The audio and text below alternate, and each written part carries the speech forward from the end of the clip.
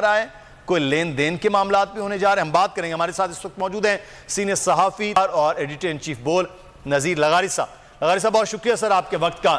پنجاب میں سر کیا ہونے جا رہا ہے؟ نمبر ان کے پاس اگر فگر میں دیکھا جائے تو 191 ہے، ادھر پورے نہیں ہیں، تو کوئی گیم ہو رہی ہے سر؟ میرے خیال میں اب صورتحال اس طرح پہنچ گئی ہے کہ پنجاب میں اعتماد کا ووٹ لینا پی ٹی آئی اور کاف لیگ کے لیے ایک بڑا مسئلہ بنتی جا رہی ہے اور بن چکا ہے. اور وہ اعتماد کا ووٹ نہیں لے پاتے ہیں تو یہ صورتحال ہوگی کہ وہاں پر خلا پیدا ہو جائے گا. خلا پیدا ہونے کی صورت میں پھر کیا ہوگا کہ نئے وزیر اعلیٰ کا انتخاب ہوتا ہے، اور جب نئے وزیر اعلیٰ کا انتخاب ہوگا تو کیا کاف لیگ یا اپنا مسلم لیگ نون اور پیپلز پارٹی مل کر یہ اپنی تعداد پوری کر سکیں گے یہ جو مطلوبہ ہے ایوان میں، یا نئے انتخاب کے دوران جو غیر حاضر ارکان ہیں وہ جو نہیں ان کو دیں گے ووٹ، کیا وہ غیر حاضر رہیں گے؟ کیا وہ ہمیشہ کے لیے اسمبلی میں غیر حاضر رہیں گے یا کچھ وقت کے لیے رہیں گے؟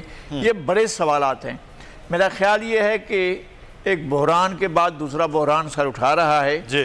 اور مجھے ابھی سر دست فوری طور پر پنجاب اسمبلی کے اندر یہ نہ ہے کہ یہ ٹوٹ جائے گی یا اس میں اعتماد کا ووٹ لینے کے بعد جو ہے معاملات بالکل سموتھ ہو کر چلنا شروع کر دیں گے. ابھی پنجاب میں ہلچل لغاری صاحب آپ فرما رہے ہیں کہ ویسی ہی رہے گی. سید ذوالفقار بخاری صاحب ہمارے